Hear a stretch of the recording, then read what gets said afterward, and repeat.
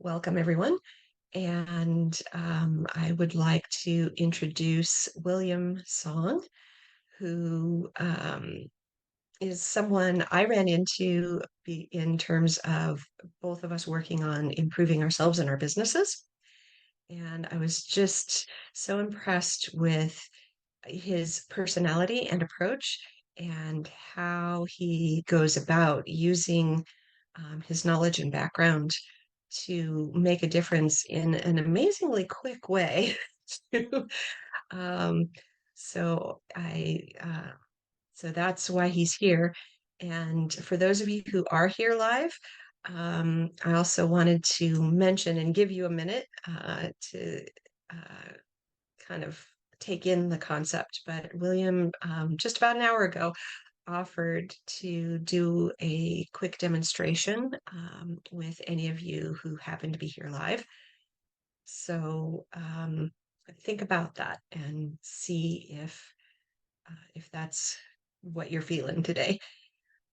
Okay, so without further delay, um, please let me introduce William Song. And William, would you please tell us a little bit more about um, what it is that really shifts for people and why it is that you wanted to be able to do that kind of work? Well, I kind of accidentally got into this line of work. My old dream was to become a hedge fund manager. So I worked at a investment bank in equity research, and on a good week, 60 hours, on a rough week, 70, and a super rough week, it's 80-hour work. So not great for a work-life balance. But anyway, I ended up leaving that and was kind of figuring out what I want to do next. And I accidentally started helping people to quit smoking using a Okay. technique that's not exactly hypnotherapy, but we'll call it that because it's easier to call it that than something else. And I fell in love with doing that. And I thought, oh, I could do this. So I went back to school, got my hypnotherapy credential, and started helping people to not only quit smoking, but change other behaviors. And that morphed into some business consulting. And then that morphed more recently into productivity consulting, which I'd been doing for a really long time but hadn't spun it out into a separate business because I just thought I'll just keep it in my hypnotherapy practice. But then I kind of spun it out and realized it would be better if it's a separate thing than the hypnotherapy business. And so I guess you could say I accidentally found this line of work by volunteering. Yes. Well, and it sounds like also by testing it out and finding out that it works for you and kind of works for you having that work-life balance, to use that phrase, maybe work-life harmony. Um, Yes, work life but harmony. yeah. Sort of might be at least more aligned with us, if not as popular of a phrase in the world Yeah. in general. So great. Okay, so productivity is a really big issue, and the mind chatter that we all have tends to be one of the things that gets in the way of business productivity. Do you find that with your clients as well? That's definitely a big part of it. Yeah. Okay. Um, is there a certain thing that's the most that stands out to you as a common pattern? I would say the voice that is scared. Ah, okay. So um, I would say that for most business owners, as well as anyone who doesn't own a business, fear is a really strong driver of our actions, our behaviors. And if we're aware of it, we can do something about it. But quite often, I have found that people aren't even aware that fear is driving their behavior. They just they think that it's something else, or there's some other thing going on. I'll give you a quick example. Let's Yeah. say that someone's running their own business and they want to open up a new division, and they think, oh, if I open up this new division, we could double our revenues in 2 years, which is great. But then they've hired 10 people in this new division, including a new head of the division, and none of the hires is working out. None. all 10 of them just not working out. And let's say the business owner is really good at hiring people. Mhm. So the business owner might say, William, what's going on? I don't get it. I'm great at hiring, but no one's working out. I might say, well, maybe there's a part of you that doesn't want it to work out. Perhaps. Let's explore. So we go in, find out, yep, there's a part of him that doesn't want it, and that's why it made him hire 10 not so good people in a row. Oh, And if that happens, then the question is, well, what's going on, right? yeah. So what is going on? What? Well, it depends on each person, but I'll give an example. Let's say that his marriage is hanging by a thread, and so his subconscious says, nope, marriage is more important. If we start this new division, grow our revenue by twice the size in 2 years, it's going to wreck the marriage. We're in divorce mode. Not going to happen. And so that part of him sabotages all the growth in that new division to force him to not do it. Um, I know that sounds like a dramatic story that could never possibly happen. It does happen. Okay. So is there a way to know before you are into 10 hires in a new division? Just Yeah, actually there are put that ways to there. do it, Okay. and so that's actually dovetails nicely into what we're going to do today. Okay. Let's do We're it. Yeah. All right. So I'm going to start with a story. It is a totally fictional story. Nobody has ever experienced this. Once upon a time, in a great city called San Francisco Landia, Jane Smith was the CEO of ABC Widgets Company. And besides her, there were 100 other people on her team. And 3 weeks ago, she announced that she was going to take the company into a totally new direction. 70 out of the 100 said, yay. 25 were like, yeah, it's fine. But five were like, no, no, no, don't want to do it. A week after she made the announcement, one of the 3 assembly lines went down. 2 weeks later, after the announcement, a second line went down. And 3 weeks later, the third one went down.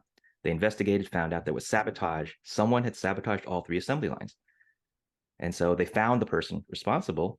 And Jane asked, Sabrina, why did you sabotage the 3 lines? And she said, Jane, your new path, your new strategy is going to destroy this company. I need to protect us all. That's why I sabotaged everything. You're not going to have enough money to fund the new path. And Jane said, Sabrina, if we can't produce any widgets, we won't have enough money to employ anybody. Won't you be the one destroying the company? Sabrina said, oh, I hadn't thought about that. So that's kind of the thing about the subconscious that's scary. Sometimes it doesn't realize that its actions can be quite destructive. It thinks it's working out of a good intention, which it is, but sometimes its actions are not so good. And so in the framework I want to present is I want you to imagine that you are the CEO of your mind, and you've got 100 team members working inside your mind. They all have different roles. They all have different um, strengths and weaknesses. And one part of you is just responsible for protection. It wants to protect you from bad outcomes. And we can call that part fear, as an example. Okay. So if that part feels that you're going in a direction that's a bad idea, it might try to prevent you from going in that direction. So how's all that so far? Is it making sense? Yeah, it kind of does. I now I want to know where to find my inner Sabrina. And so one thing that we can do is before we embark on some new adventure, we can check in with our subconscious mind to ask, hey, what do you think of this idea? Before we hire 10 new people, before we create the infrastructure for some big division, before we really do a lot, it's good to check in to make sure that there's no big objection from within our own subconscious mind. Okay. But if we don't do that and we just kind of plow forward and just do it, and our subconscious or parts of our subconscious are not liking it, then we tend to find problems like we slow down or we hire 10 wrong people in a row, which again, for that business owner is not normal because he's really good at hiring. Okay. So if we see outside symptoms that don't make sense, that where things aren't working, whether it's the hires or the line is sabotaged, that's like the hint Yeah. that Or procrastination. Procrastination is often a hint that something is not right. okay. So example, let's say that, you wanted to start a new project and you find that every time you sit to work on the project, you end up scrolling on social media or something. Uh-huh. That's a clue that, there might be something that's not right here. Okay. Or or you do work on it, but you're very unfocused. You're like, I'm working on it, but I'm thinking about what to eat for dinner. That might indicate that, part of you is sabotaging your efforts to focus. So you're able to actually work on the project, but you're just moving so slowly because you're not very focused on it. That makes sense. Yeah. And then, Sometimes oh, go go ahead. ahead. I was going to say, but there are other clues as well. So there's the procrastination factor, there's the lack of focus, but a third one is prioritization. If you find you're having a real struggle prioritizing what to do next, then that might be a clue that part of you is scared. And the way that it keeps you stuck is to confuse you because it figures if I can keep William from prioritizing, then we can't move forward. So I will keep him confused. Ah, okay. Yeah. So I wonder, one of the things that happens pretty commonly with my clients is that there's that fear, which kind of comes from an outside circumstance, right? There's a diagnosis, or even later on after you might be done with treatment, but wrestling with how am I going to sort of rebuild and regroup. It's just hard to know where to start. Yeah. And and of course, the fear is pretty normal and natural at that point. Oh, yeah. But do you feel like that might um, sort of be what part of the internal connection and how come it's hard to believe that you could get better? I think it depends on the person. Mhm. For some people, their fear is not so much an internal conflict, but might be related more to the external. But for others, it might be more of a combination of things. So, and the nice thing is that you don't have to actually wonder too long what's going on because if you learn how to speak to your subconscious, you you just ask. So Ah, so you don't need to okay. be wondering, oh, what is it? What is it? Just just ask. Okay. Well, so you were saying earlier that before we jump into action, it can be helpful to ask. So it's also helpful to ask later on when we're noticing some of these symptoms, and I'm not sure if Exactly. that's the reason. Yeah. Okay. So you can ask before you do something. You can ask when you're running into some type of trouble. Um, it's always a good time to ask. Okay. So in one of those situations like you were describing, where it could be uh, sort of a mixture of external things and internal conflicts and some other kind of circumstances, how do you even start? Is that a good way to dive into this further, or how would you like to Sure. go? Well, I Okay. mean, the big picture is whenever there's confusion, you just want to ask your subconscious, "Hey, subconscious, I noticed that I'm having a real hard time choosing a priority. What do you think about that?" And actually, instead of us talking about it theoretically, um, if you'd like, we can have a volunteer, and we can walk through the process, and people can see it actually in action. Hey, I love that idea. Do we have a volunteer? I know that not everybody is online at this moment. Oh, Um, by the way, I think to make this a little bit more expansive, I would like to mhm. invite anybody who has, whether it's something about confusion or if there's a particular task that you tend to procrastinate on over and over again, just something that's just, it's hard to get going. That would Mhm. also be a great demo person as well. So if there's some task or project that you just have difficulty with, that would also be a good demo. Okay, that sounds good. Oh, it looks like Crystal's raised Crystal her is hand. raising her hand. Yep. Okay. Crystal, would you please join us? Hi, Hi. William. I think you were just talking to me this whole time. Specifically to me. So my name is Crystal Ramirez, and I'm from Modesto, California. So I am a virtual assistant, and I started my business in 2020 when I had my daughter. So back then, when she was younger, it was a little difficult prioritizing. I just felt like I wanted to be a present mom and be there for her, and I was having a hard time finding a work-life balance. As she got older, it got easier. But a few months ago, I had my son, and I've there's a handful of tasks that I've wanted to take on, projects that I go and I sit down to work on them, and then I end up on social media, or I end up looking at courses for different things. And it's funny because in my head I know, okay, I don't want to waste time on something that might not give me that outcome that I want, but at the same time I'm wasting time elsewhere. Okay. Well, let's dive right in, shall we? Okay, so what I'd like you to do is just take one deep breath in and then hold it for about 4 seconds and then exhale.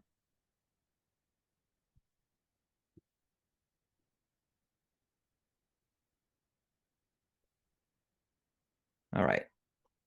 So keep your eyes open during the entire demo, all right? So I'm just going to ask you some questions. So within you, there is a conscious mind and a subconscious mind. And the conscious mind is the you that you think of as Crystal. Mhm.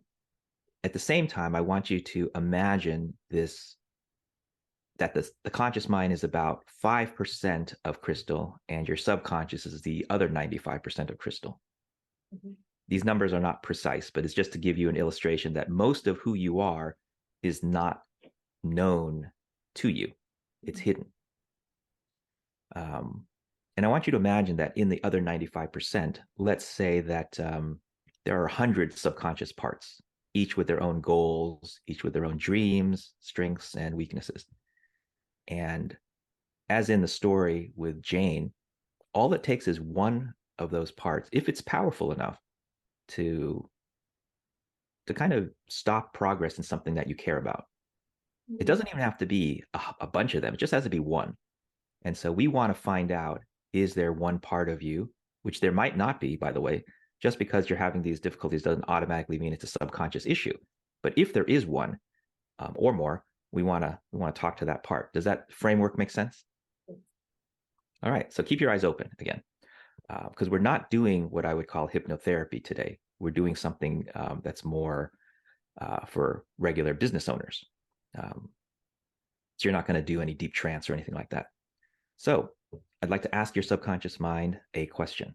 Subconscious mind, Crystal just described a scenario in which she doesn't want to waste time, take a risk wasting time, but she kind of is wasting time. But there are some things that she would like to get done, but she puts them off. Subconscious mind. And when you answer this question, by the way, Crystal, just allow an answer from inside you to kind of come up. Just whatever feeling or sensation or thought comes up, just let it come up, all right? So, subconscious mind, what do you think about what's happening here? Is there a part of Crystal that is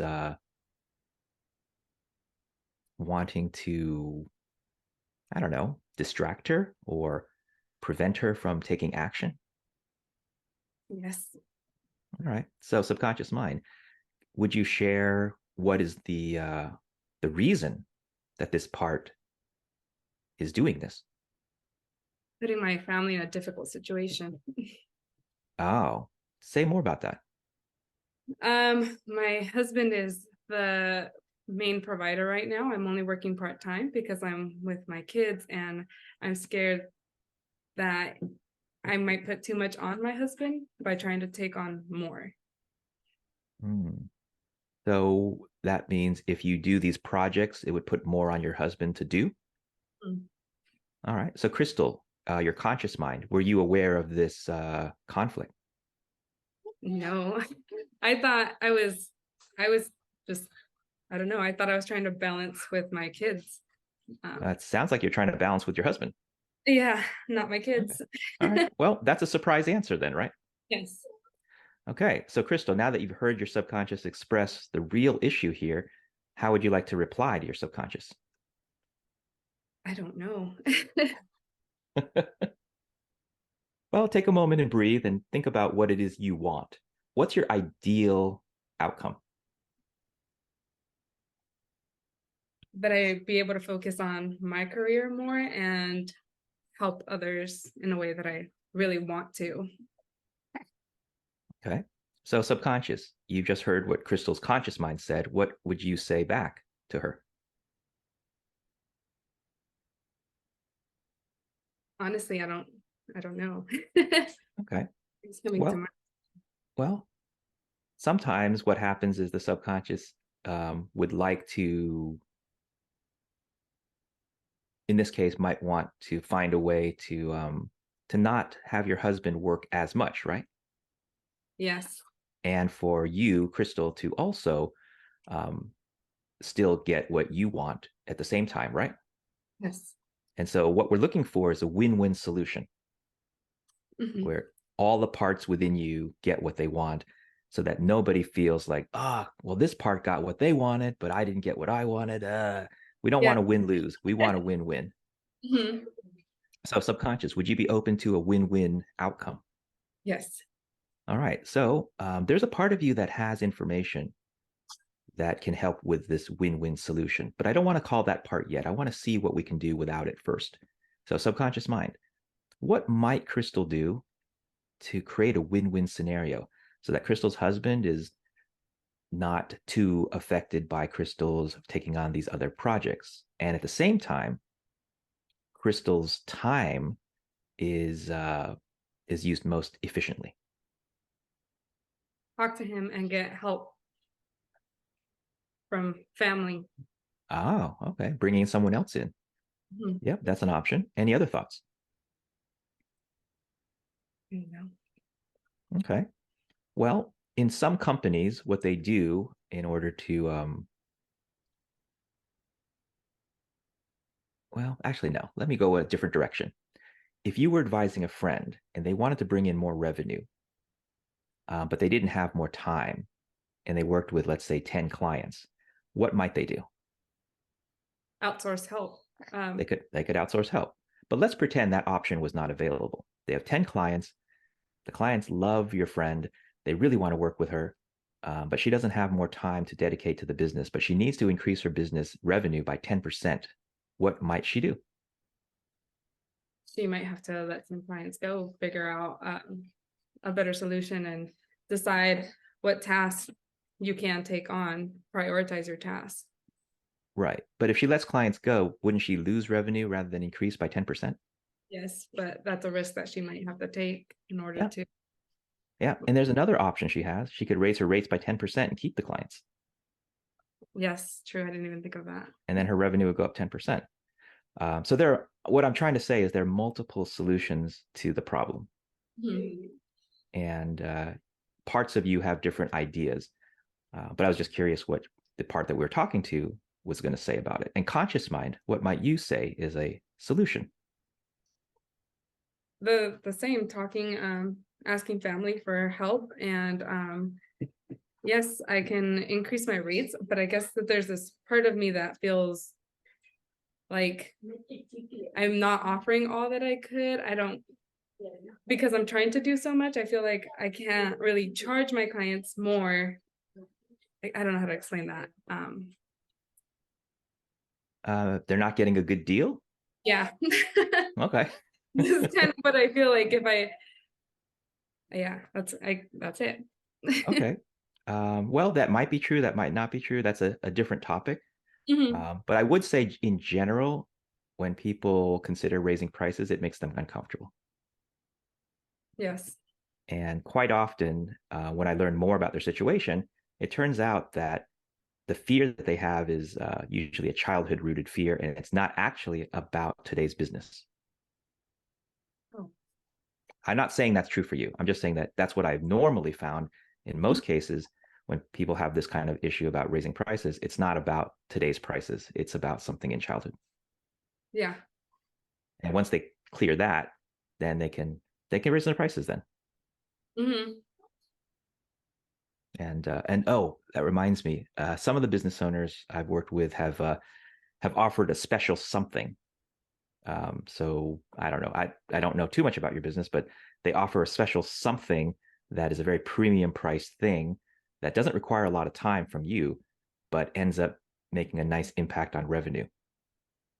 Okay. So that's another thing that some businesses do. Whether it's appropriate for you or not, that's another topic. But that's also another option. So that way, you don't even have to raise prices on everybody. You just offer something special, and even if only one person says yes, your revenue's gone up quite a bit. Yes, there's been something like that where I wanted to do like an ebook or something to help, because I get a lot of questions on certain things, or how do I set this up? How do I set that up? And it's like, oh, I know, but I don't have the time to sit down with you. But it's like, I want to give that to them. But then it's like when I sit down to start working on that, then it's like, oh no, I should just be working and I should start working on something else. That's one of the things. Yeah. Well, there's a solution for that too. So anyhow, the main point is there are so many solutions open to you. I I mean, I don't want to give you a list of solutions today. That's not my job here, but I can see there are at least a dozen things you can do to solve this problem and get a win-win. Mhm. Do you have a sense that that's possible for you? Yes. Yeah. I, All right. So the procrastination in this case wasn't really about procrastination. It was about kind of a concern or a fear, right? mhm. And as that's kind of getting released at the moment, I think your mind will come up with other ideas. And you can always ask colleagues as well, right? Yes. Say, hey, how would you do this in this scenario? Um, and if you want to talk further, you can always use the bonus that you get from my presentation. Definitely. Thank you And so much. you're very welcome. You really helped. I didn't know. I thought it was with my kids and it was my husband. It was related to your husband, so you can tell him later, it's all your fault, man. Yep. Thank you, William. You're welcome. Thank you, Julie-ann.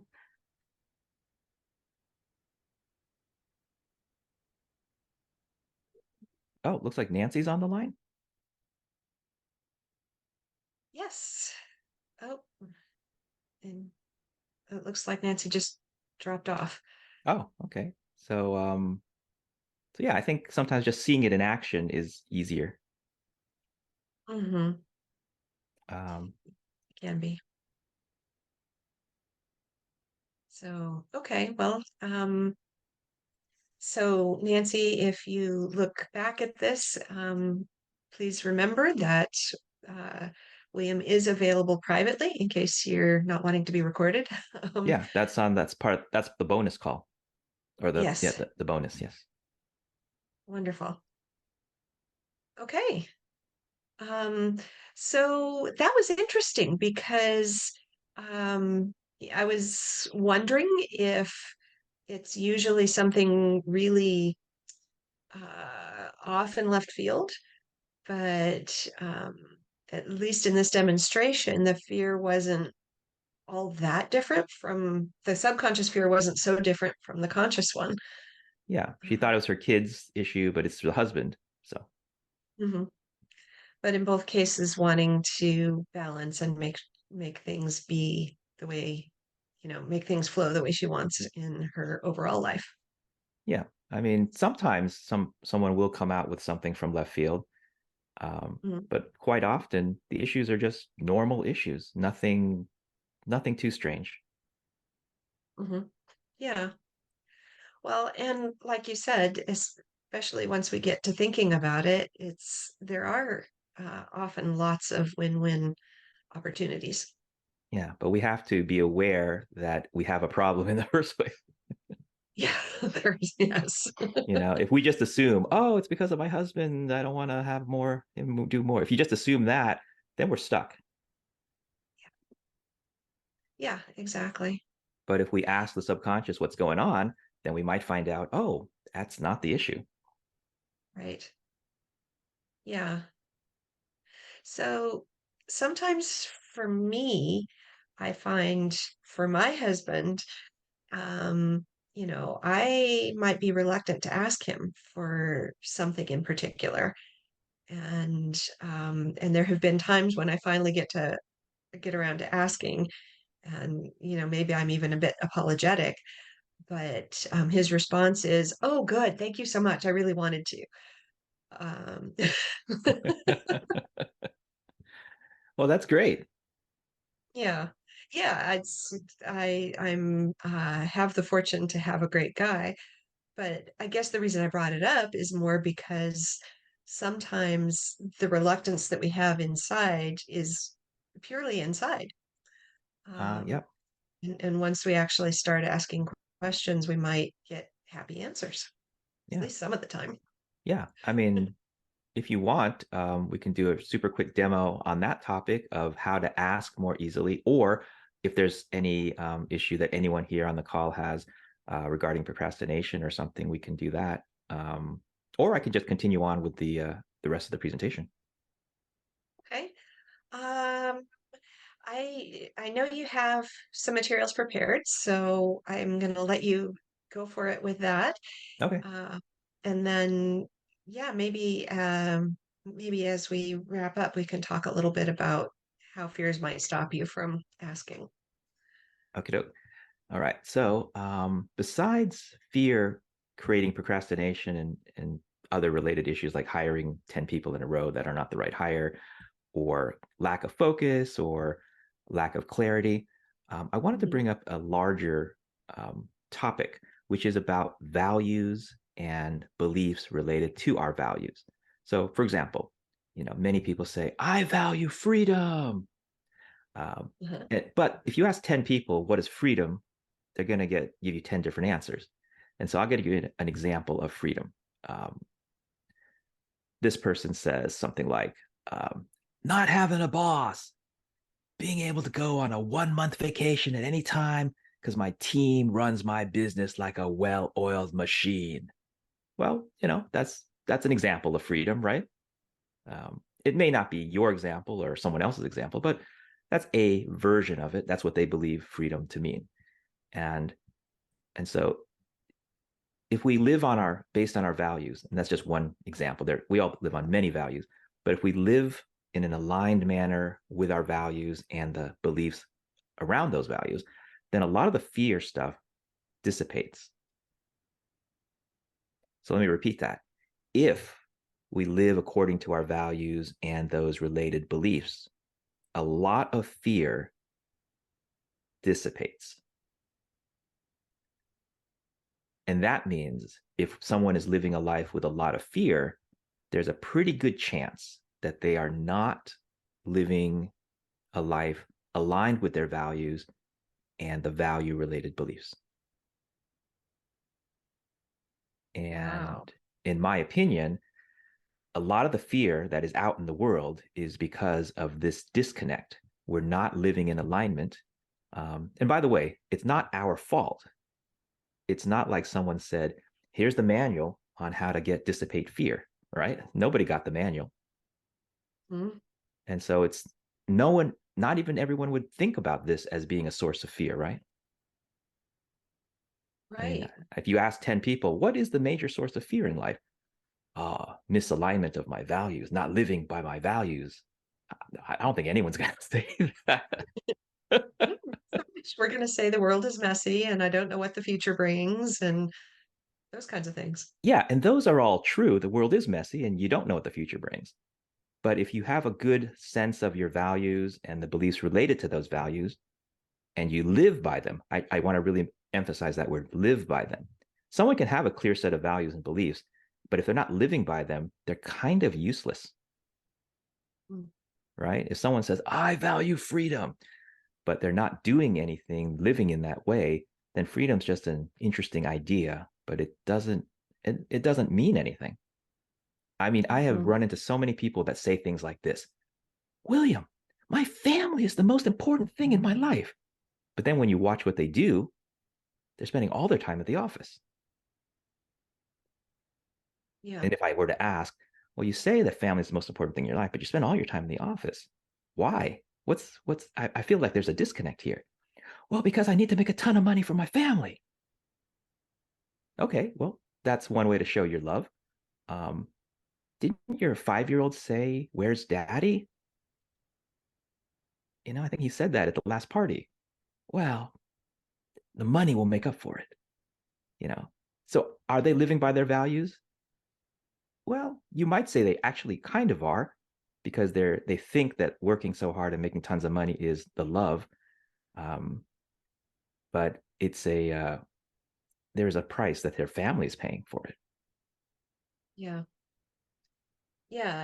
And maybe out of those 100 separate parts in our mind, there are some of those parts who are saying, yes, this is the way, but there are others who have a problem with it. And, Yeah. And then there's conflict, and then there's that stress. win-win.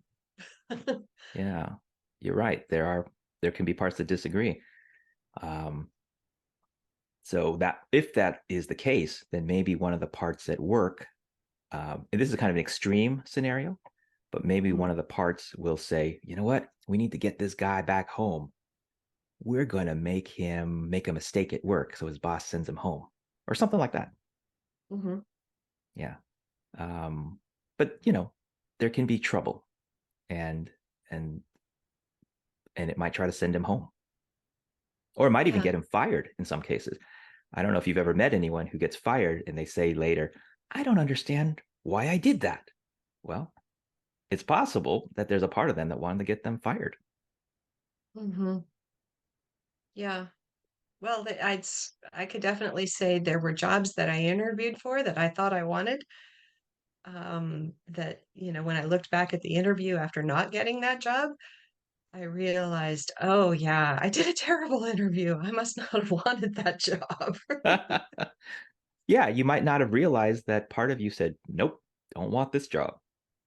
Mm-hmm.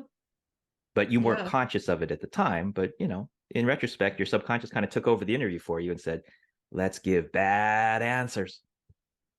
Yes, exactly.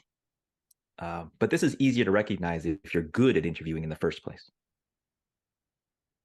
True. So Yeah. kind of like the example of the guy who hired 10 people in a row. Some people normally hire 10 people in a row, or bad people in a row. So it's not a big deal. Mm-hmm. But if the pattern has always been he's good at hiring, then suddenly this 10 person in a row thing is basically impossible. It can't happen. But if Mm-hmm. it does, it probably indicates there's some kind of internal conflict. Right.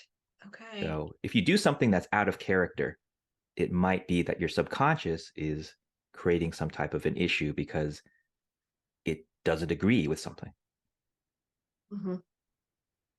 That makes a lot of sense. Yep. So, but like I said much earlier, the best way to find out isn't to wonder too much, but it's just to ask.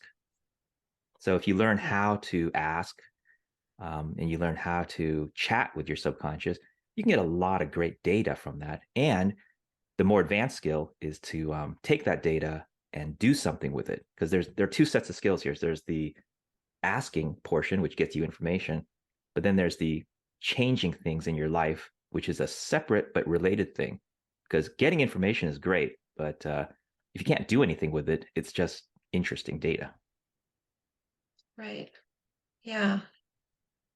Well, I think you've probably given us enough here to at least um, start asking ourselves those questions. And if it's really simple, then maybe um, go ahead and start moving forward. And if it's not so simple, maybe um, finding your contact information and finding Yeah, out how to yeah. do that. And before we wrap up, I'd like to share the steps real quick. Okay, great. So it's pretty simple. you just take a moment and breathe. You can do this with eyes open or eyes closed, whatever is easiest for you. And just do some deep breathing. We did one deep breath earlier, but you can do it for longer to get that relaxed state. And then out loud, you just say, "Hey, subconscious, how are you?" Then let it respond. So you wait for an answer. And then you say, "I've noticed that we've been procrastinating on blank or whatever the issue is. What do you think of that?" And then you just listen. And then you ask some clarifying questions. Like, "Tell me more. What does that mean?" The clarifying questions. Don't say things like, "Oh, that's stupid. Why are you saying that?" Don't be judgmental. Just ask Right. clarifying questions. And then you might be surprised at what you learn. And by the way, with practice, you get a lot better at it. The first time might feel awkward, but by the time you've done it 2 million times, you're probably pretty good. Yep. I, I bet I can get there in only 1 million times. Actually, just doing it a handful of times, you'll be surprised at how much better you are at it. Hmm. Okay, that's great. And then I remember that you said that there was something else that you might want to demonstrate. Oh, Um, yes. so do you want to use me as an example? I don't remember what it was. Is it seem to fit? Well, actually, why don't we do the thing that you brought up? Asking. You were saying that you sometimes have difficulty asking, right? Yeah, that was one of the things we were talking about. Uh-huh. Sure. So why don't we just do that? All right. So take a Okay. deep breath and then hold it for 4 seconds and then exhale.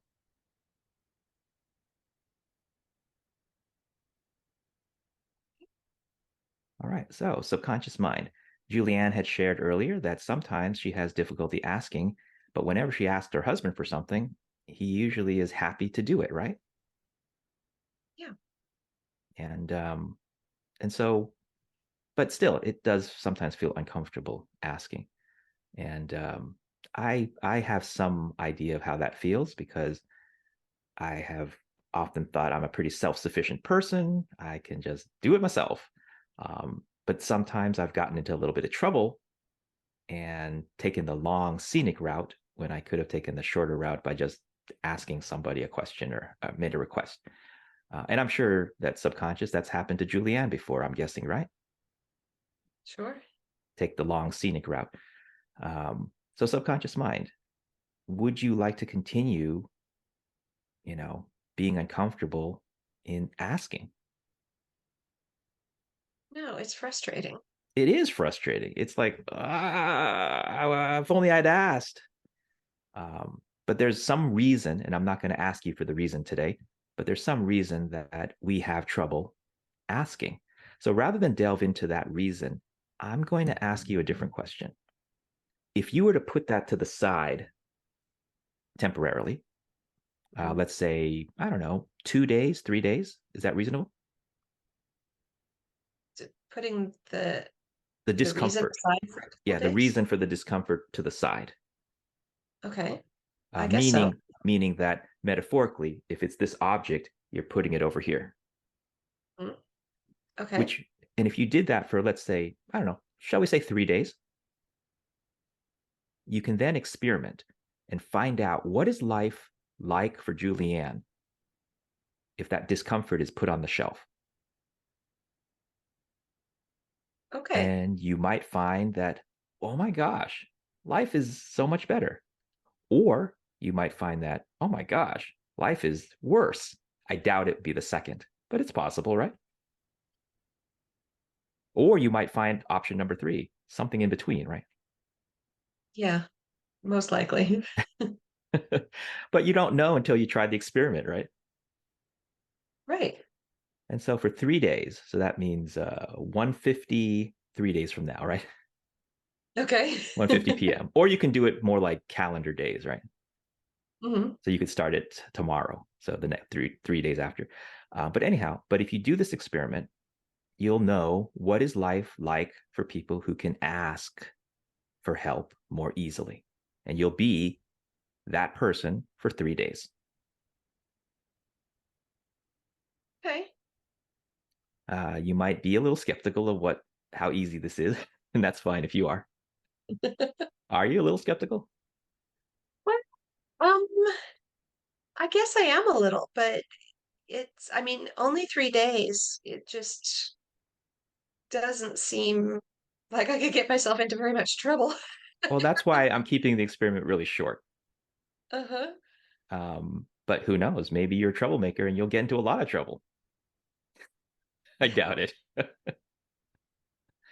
And by the way, if you want to make sure that you do ask, what you can do is you can set an alarm on your phone for 3 times a day. Once at like at 10 a.m., once at 2 p.m., once at like 4 p.m., approximately, like every 2 or 3 hours, to say, do you need to ask?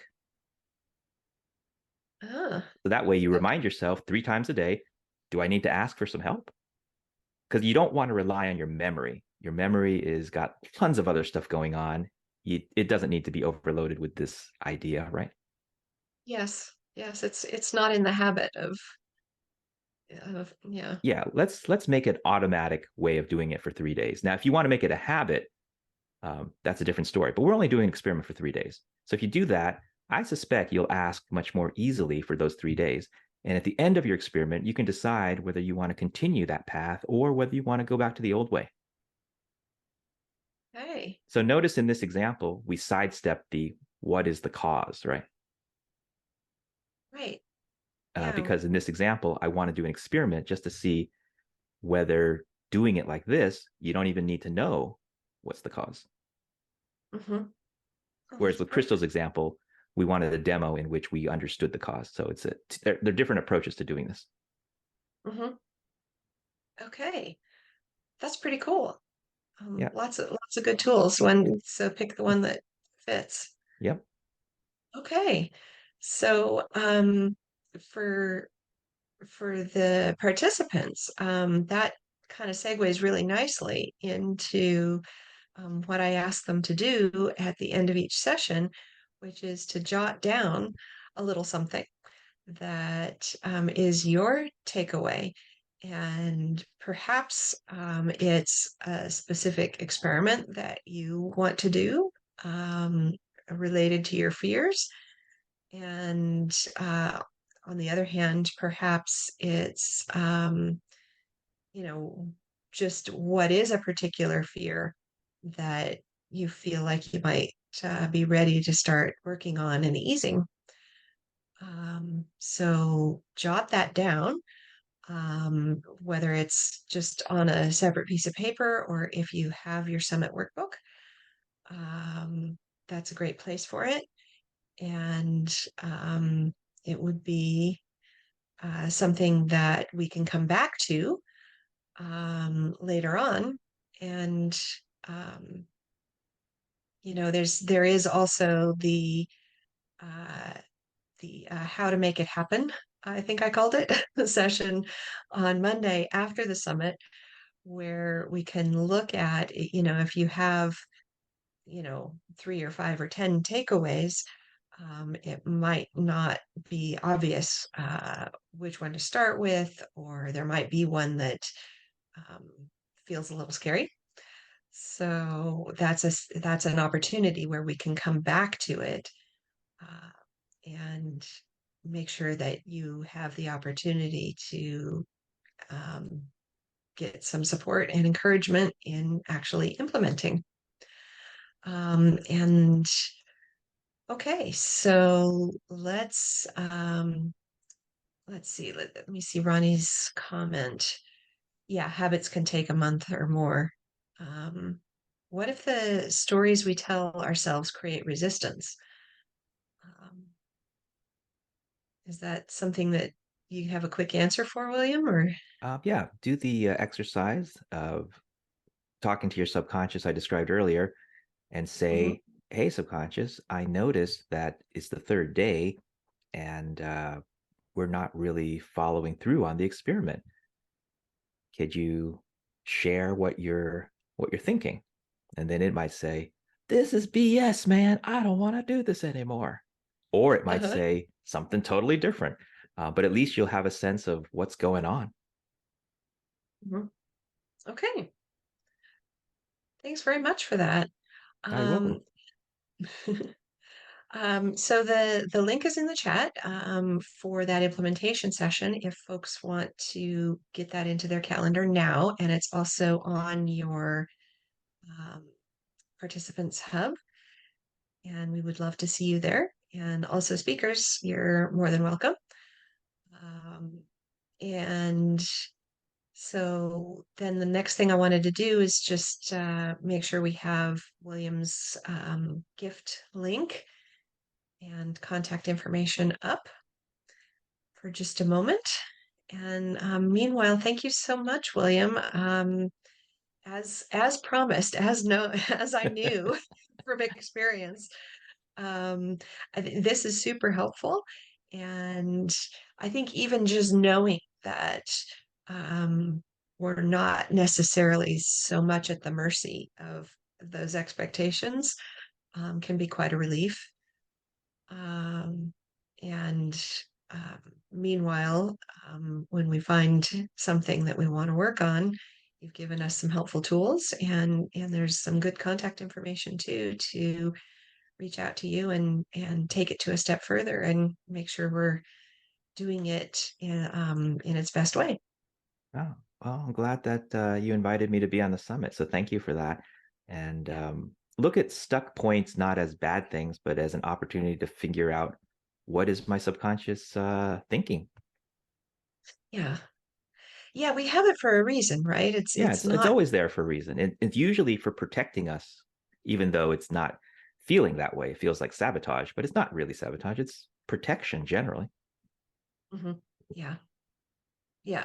So thank you, subconscious. And let's see if we can find a win-win situation that Yes, a better solution.